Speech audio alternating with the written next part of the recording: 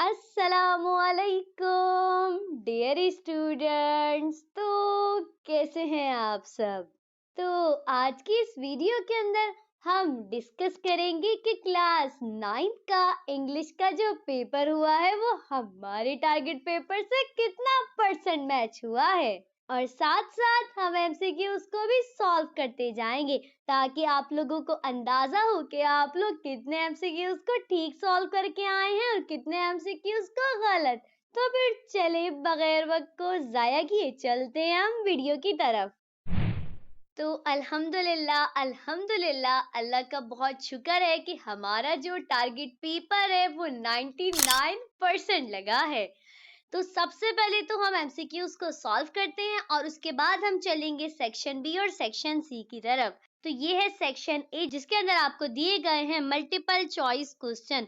तो सबसे पहला एमसीक्यूज है an essay which describes a person, place or thing in detail is called। Correct option आपके पास है डिस्क्रिप्टिव essay। नेक्स्ट एमसीक्यूज है the first and last pilgrimage made by the holy prophet सल्लल्लाहु अलैहि वसल्लम ऑन। करेक्ट ऑप्शन आपके पास है 6 मार्च 632। नेक्स्ट एमसीक्यूज है chikungunya patient usually accompanied by fever and correct option है स्किन रैशेस। नेक्स्ट एमसीक्यूज है to me he was a friend guide and philosopher. It is the statement of Quaid-e Azam. Next MCQs है a verb that takes an objective is called. Correct option है transitive verb. Next MCQs है the holy prophet सल्लल्लाहु अलैहि वसल्लम reach the outskirt of Yathrib on. Correct option आपके पास है 28 जून 622। Next MCQs है the grand मौजोलियम of Shah Abdul Latif Bhittai was built by. Correct MCQs है गुलाम शाह कुल्होड़ो। नेक्स्ट एमसीक्यूज है I still don't understand why you are so worried. It was commented by correct option आपके पास है जमील्स father. अब जरा हम बढ़ते हैं नेक्स्ट एमसीक्यूज की तरफ जो कि आपके पास है Begum Rana Liaquat Ali Khan organize the women national guard consisting of. Correct option आपके पास है 3 battalions। नेक्स्ट एमसीक्यूज है initially Quaid-e Azam was an active member of. Correct option आपके पास है the Indian National Congress. Next MCQs है Sara and Jamil wanted to be an. Correct option आपके पास है डॉक्टर। नेक्स्ट एमसीक्यूज है in 1926 Allama Mohammad Iqbal was selected as a member of. Correct option आपके पास है the Punjab legislative council. Next MCQs है the distance between Mecca and Medina is. Correct option आपके पास है 320 किलोमीटर। नेक्स्ट एमसीक्यूज है रिनोट लेडी बिल्किस ईदी was the wife of a. Correct option आपके पास है सोशल वर्कर।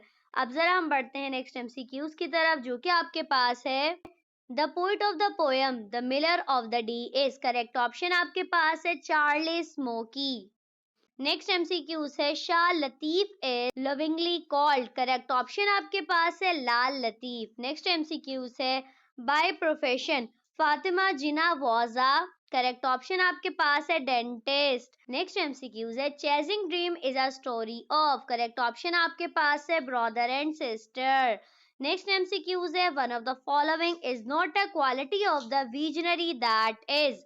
करेक्ट ऑप्शन आपके पास है नेग्लिजियंस। अब जरा बढ़ते हैं लास्ट एमसीक्यूज के ऊपर जो कि है exclamation mark is placed in the end of. Correct option आपके पास है ऑप्टेटिव सेंटेंस।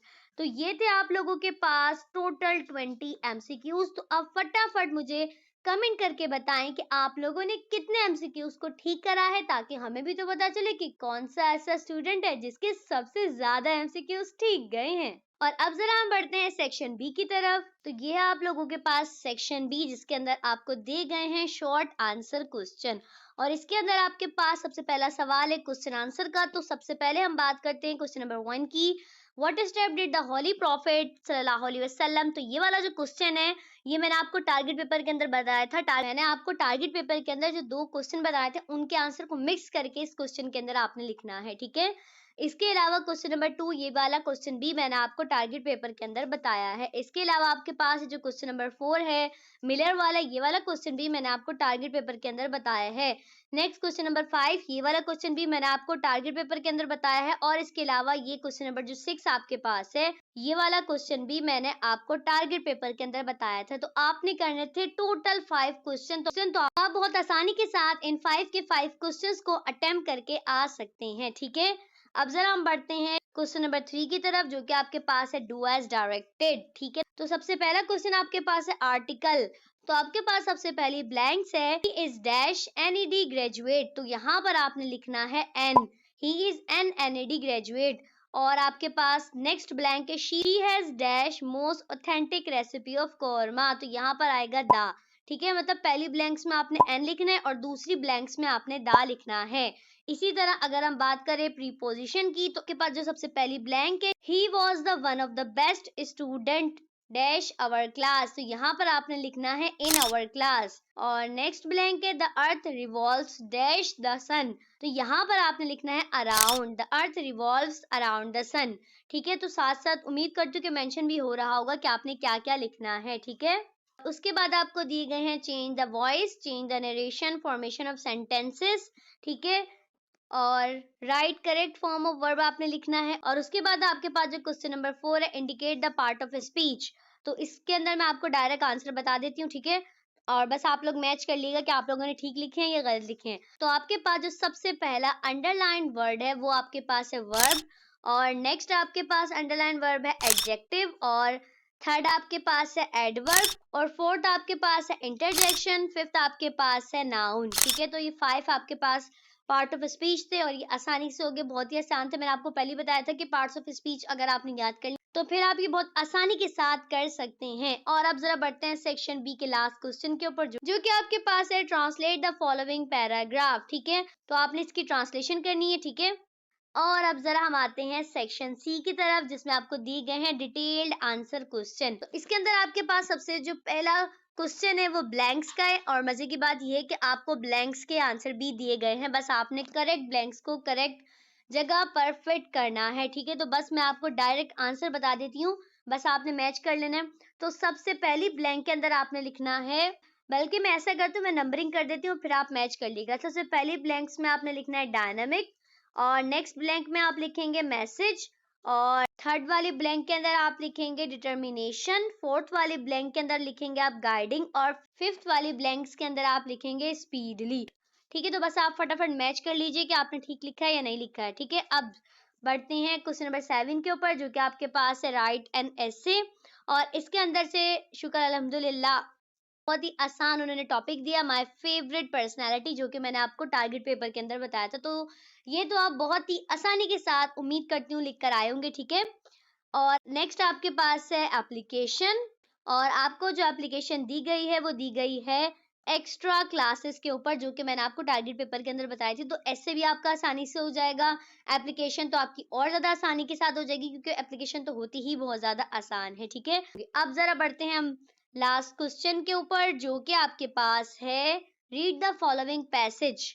इसमें सबसे पहला सवाल है कि आपने इस पैराग्राफ को कोई भी एक सुटेबल से टाइटल देना है।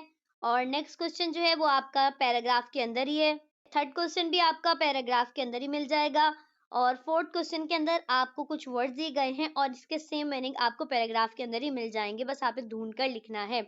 और सबसे लास्ट क्वेश्चन आपके पास समरी है, आपने इस पूरे पैराग्राफ की समरी लिखनी है, ठीक है। तो ये था आपके पास लास्ट क्वेश्चन, ठीक है। तो अल्हम्दुलिल्लाह अल्हम्दुलिल्लाह, शुक्र अल्लाह का कि हमारा जो टारगेट पेपर है वो 99% लगा है। और इंशाल्लाह अल्लाह ने चाहा तो बाकी के जो पेपर्स है वो भी बिल्कुल इसी तरह बहुत अच्छे तरीके से लगते जाएंगे, ठीक है।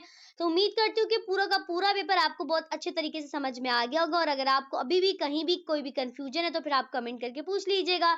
और अब हम मिलेंगे नेक्स्ट वीडियो में, तब तक के लिए अल्लाह हाफिज।